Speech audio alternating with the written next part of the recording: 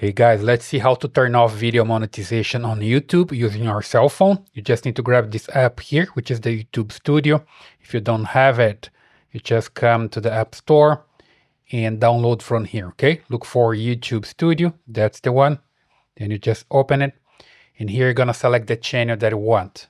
Just come here and switch account. You can select any channel that you have available. Here, just check the channel's name. And then from here, just come down to the content and then view all. And from here, you're gonna find the videos that you have and just hit the three dots. And from here, you can edit any video and change the monetization. You see here that I have this show more option and here monetization, okay?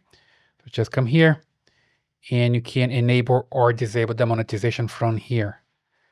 You see the main monetization here for the pre-roll ads, for the post-roll ads, skippable ads, non-skippable ads, and display ads. Everything basically here.